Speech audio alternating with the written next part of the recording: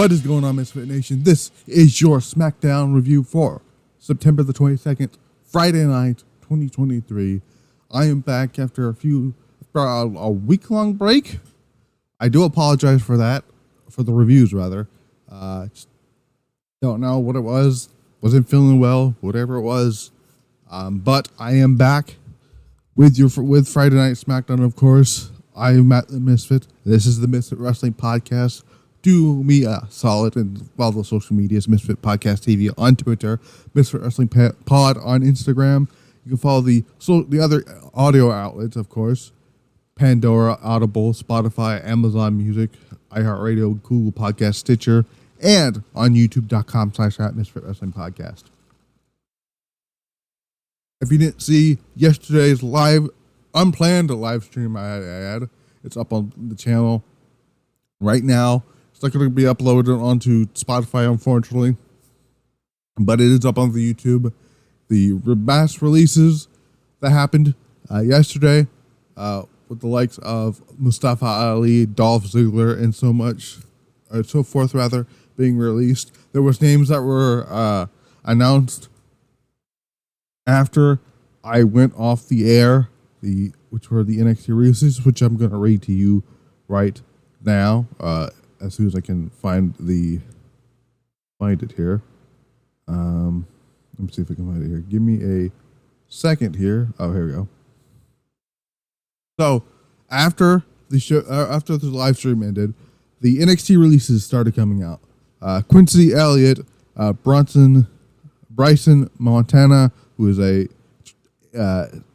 PC trainee, Adaba Kato, Ulysses Leon was released. Daniel MacArthur, another PC trainee, and I think this is another one.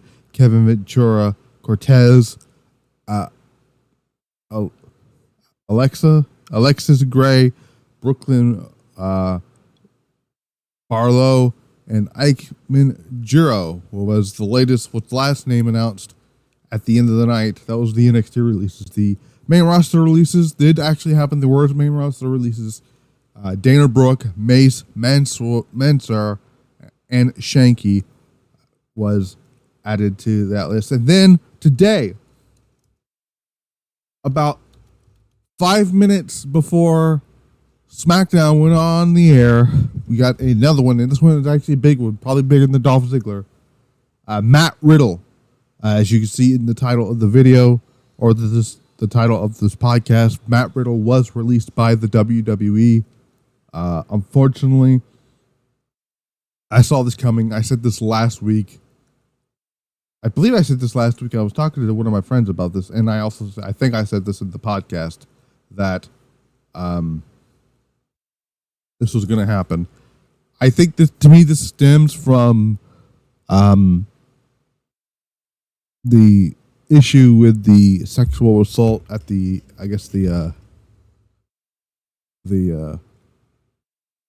whatever it was here. Here is the update here from Fightful Select about Matt Riddle's release here. Matt Riddle did confirm his release on social media.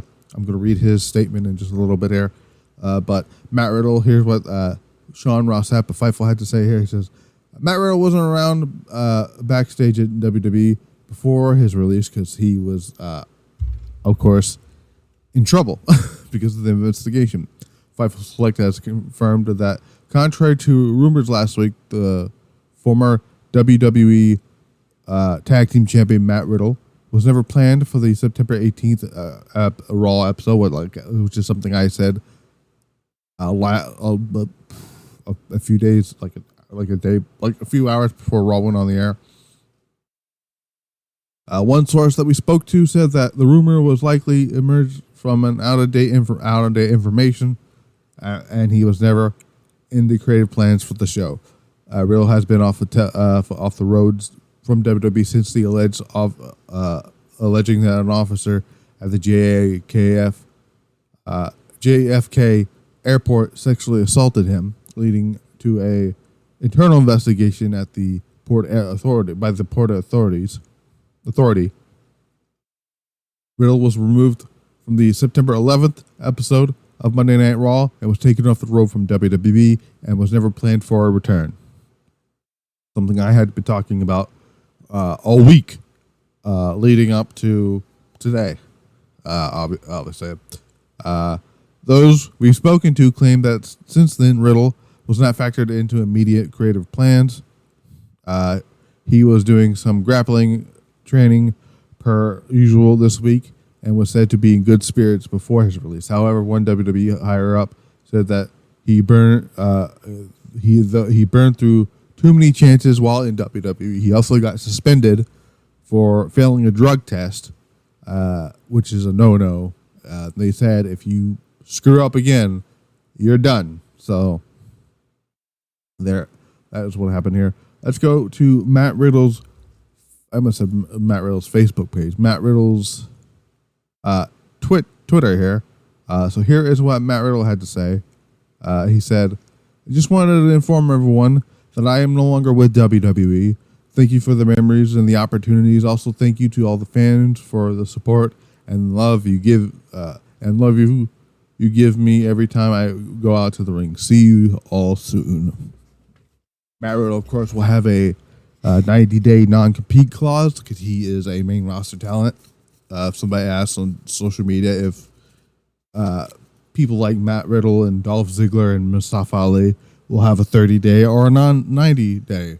So Matt Riddle hasn't went back to NXT, but the people who went back to NXT from the main roster, like for example, the two names are in here, Mustafa Ali and Dana Brooke, who did go back down to NXT. They will still get 90-day. Same thing with Dabba-Kato. They will get the 90-day non-compete because they were under NXT main roster contracts. So, of course, in WWE, Matt Riddle is a former NXT North American champion. I think he won the NXT North American Championship. Let me look here. I don't want to get that wrong here. I know he was a former NXT Tag Team Champion with the Bruiserweight Pete Dunne. He was a Raw Tag Team Champion with Randy Orton and RK Bro. He was a United States Champion. He defeated, I believe, who did he defeat for that title? Yeah, no, he did win the NXT North American Champion. I don't remember who he beat. Who did he actually beat to win that title? Let me look here. He beat Bobby Lashley to win that title and only held it for 49 days. There is that. We also have an unfortunate news to talk about. LA Knight, who was scheduled to appear in the main event segment for SmackDown tonight, included a contract signing for a match at FASTLANE, which was a tag team match, which was supposed to be Jimmy Uso and Solo Sikoa taking on John Cena and what was supposed to be LA Knight. So here is what Sean Ross Sapp originally tweeted out. He said, originally, LA Knight was listed to be involved in tonight's contract signing. Knight was listed as a surprise to help John Cena. He was also internally listed as teaming with Cena in a dark match following the show. We're told this was not a Vince McMahon change. It was a medical related. And then maybe 10 minutes later, John Ross Sapp tweeted out the following: Fightful has confirmed with WWE sources and those close to him that LA Knight tested positive for COVID-19 just before SmackDown went on the air and had to leave the building. He was supposed to, like I said, supposed to be involved in the contract signing main event segment with Solo and Jimmy and John Cena. So we're wishing we're wishing LA Knight a speedy recovery. If he is not cleared next next week, but the week after, in the next 2 weeks, somebody else will obviously replace LA Knight in the spot at Fastlane. But we had other matches on the show tonight. We had Santos Escobar and Rey Mysterio in a take. I almost said in a street fight, but it was against the Street Profits. We've seen the Brawling Brutes taking on Grayson Waller and what the fuck is his name? Austin Theory. And then we had that slapper of a match that should have closed the show, in my opinion, of IYO SKY and Asuka, where they got 20 minutes. So we'll talk about that. But we're going to start things off with John Cena, who, yes, I could see tonight. Cena came out. He's welcomed people to SmackDown, says that he has been able to do a lot since coming back in both Pennsylvania and I almost said Claudio. Colorado. Says he didn't come back just to be a referee, a host, or a backstage correspondent, even though his backstage correspondent at Payback was fucking hilarious. That was actually hilarious stuff there. Because he came back to compete and he wants a match tonight. He's happy to hear the fans want the same thing, after asking the fans if they want to see Cena in a match. Then he says he's angry at the Bloodline. More specifically, Jimmy Uso and Solo Sikoa. He then says he thinks he found himself a tag team partner, a phenomenal tag team partner. AJ Styles' music hits. He makes his way down the ring and he clarifies that Cena wants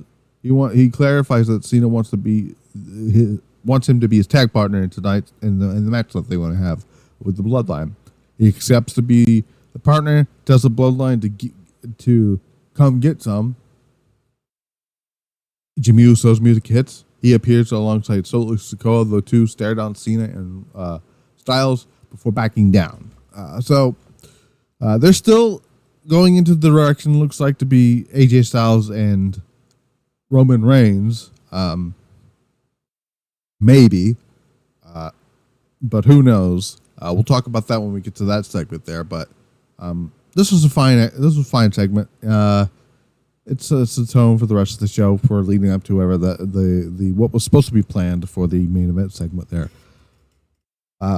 We go back from break after a commercial break happened. We see Cena and AJ Styles demanding their tag team match against the Bloodline from Adam Pearce. Pearce tells him that he'll try to find Paul Heyman to work things out and make it happen.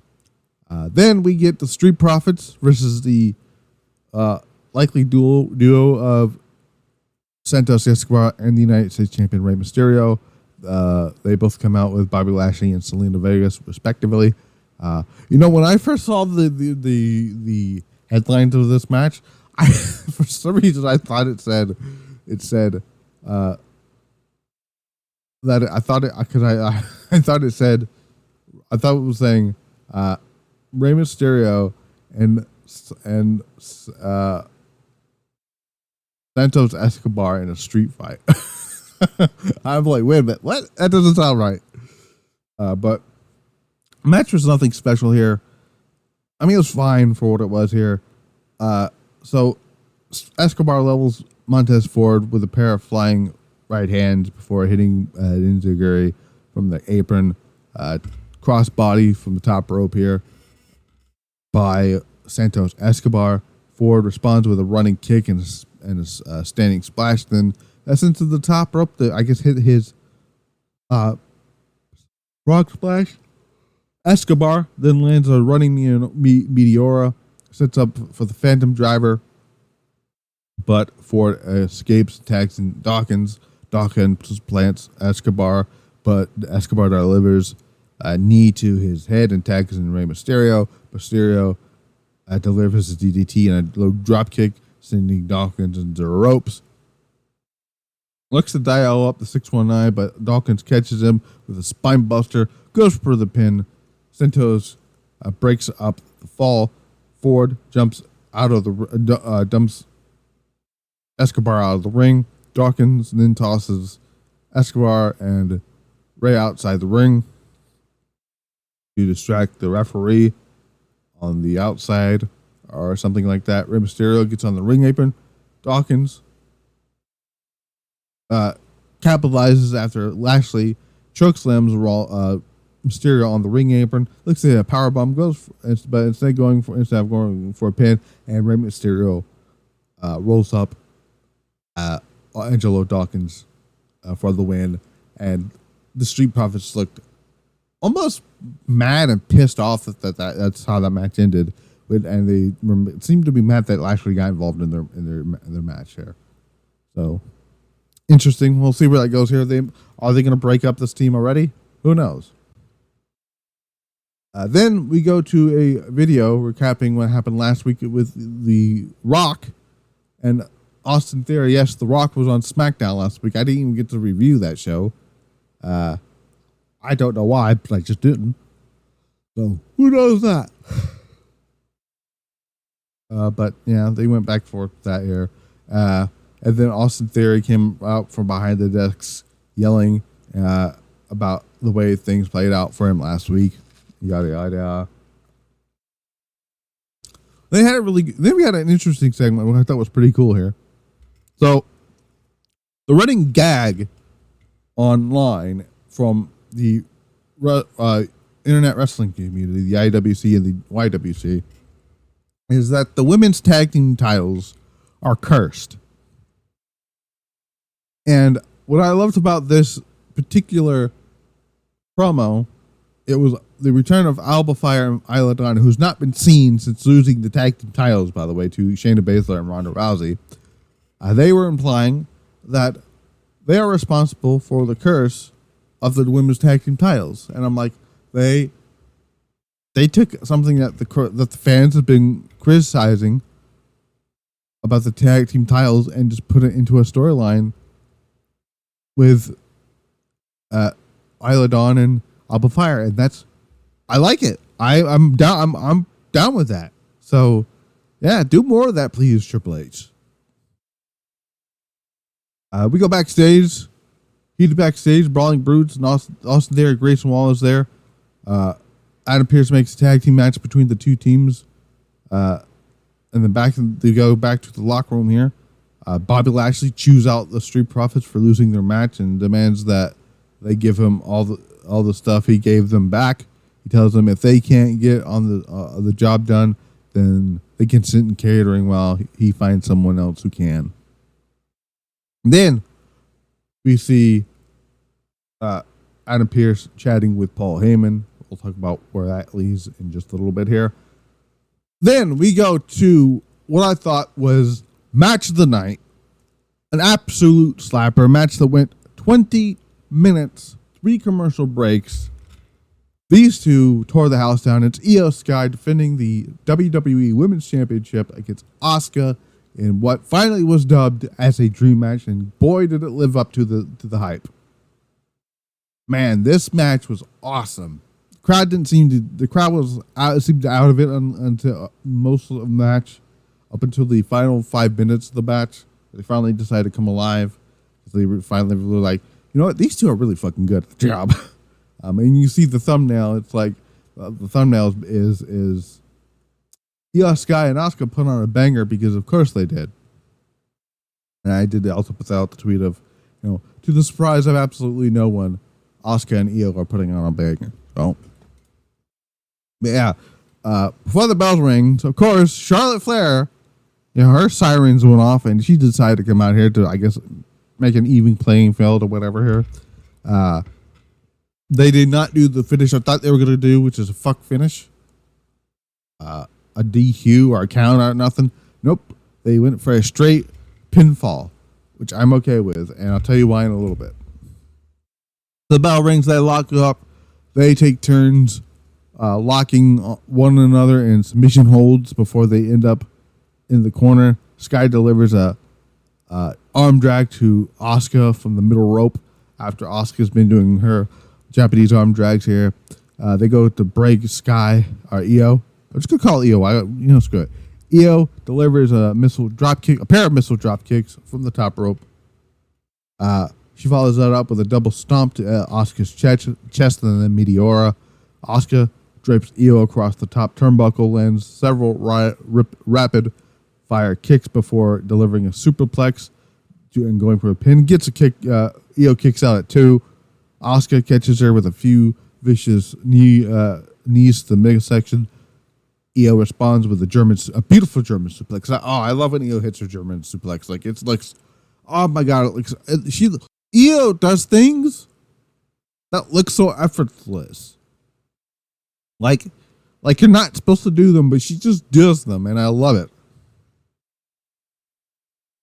Io then locks in an armbar onto Asuka rather locks in an armbar on Io. Io fights her way out of the armbar, delivers a kneeling roundhouse kick to Asuka's head. Asuka lands one of her own, follows it up with a beautiful drop kick from the top rope. Then delivers a series of kicks, goes for the pin. Io kicks out. Asuka ascends to the top rope, but Io catches her with a kick to the head, and then does the spring. Well, it's actually a springboard drop kick to the outside. Asuka crashes onto the floor on the outside.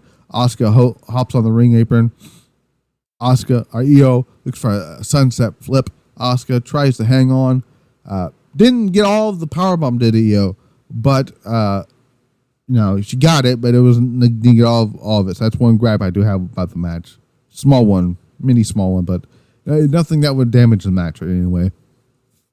Asuka then looks for a kick, but Io ducks out of the way, and Asuka her foot crashes into the ring post before Io lands a beautiful moonsault to the outside. She did one earlier, the springboard Asai moonsault on the outside. Then she did the other one from the top rope to the outside. They go to commercial break. That was the final break of this match here.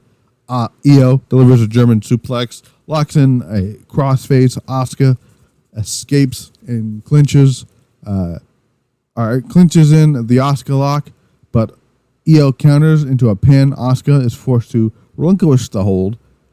Asuka lands a kick onto Io's knees, delivers a drop kick on the top rope. The pair go back and forth with right hands before Asuka clinches in the Asuka lock. Io escapes, but Asuka keeps the hold locked in. Bayley puts Io's foot on the bottom rope to break up the hold before Charlotte creeps her way around and levels Bayley. Io surprises Asuka with a double knees into the back of her neck, and then hits the over the moonsault for the win to retain the championship. This match, oh my god, this match to me, and I'm gonna say it here.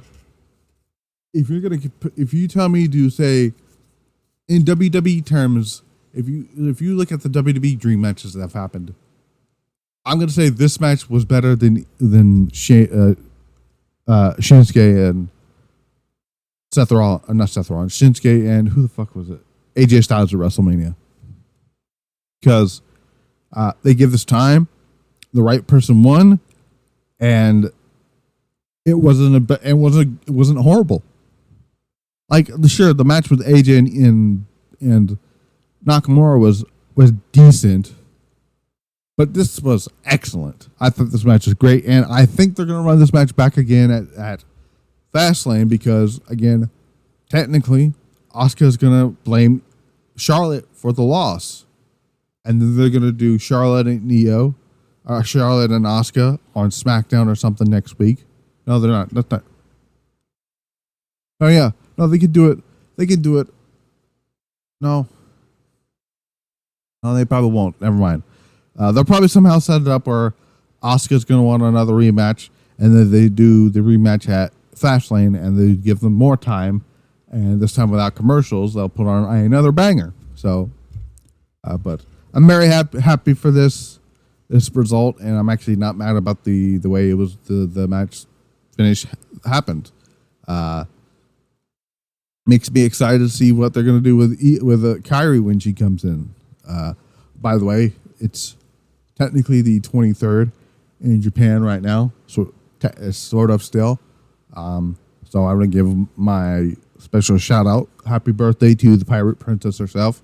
Hope she is having a good one, and I cannot wait to see you back on WWE television, tearing it up with Io and Asuka. So, yeah. We go backstage to Adam Pearce, Paul Heyman, Solo Sikoa, and Jimmy Uso. Heyman says he's fine with Jimmy and Solo having a tag team match with John Cena and AJ Styles, as long as it's not tonight. Pierce clarifies that it will be at FASTLANE. Jimmy says that he will be at ringside to sign the contract. Heyman says decisions like that need approval, but Jimmy disregards him and walks off. Solo follows after a cryptic message, and Heyman calls Roman Reigns. Then we got Pete Dunne and I would say Grayson Waller. Pete Dunne and Ridge Holland losing to Austin Theory and Grayson Waller. Didn't really care too much about this match here. Theory hits the A-Town down on Ridge Holland for the win. Pete Dunne's doing way better stuff right now on NXT with the Heritage Cup. He might be the one taking on Noam Dar at No Mercy. By the way, speaking of No Mercy, the match with Mustafa Ali is in fact canceled, and it's not going to be taking place.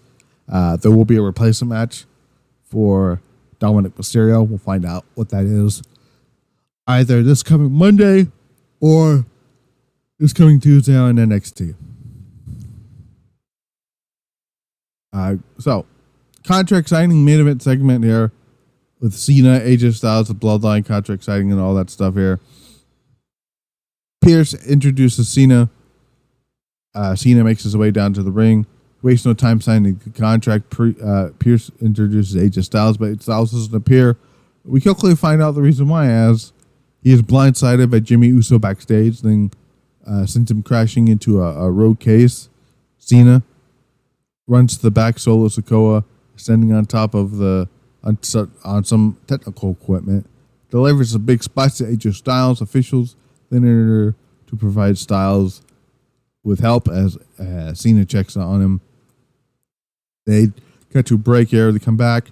Cena, oh no, it's not Cena. Styles is being loaded on the stretcher into an ambulance as Paul Heyman slutters down to ringside with Jimmy and Solo Sikoa with right behind him.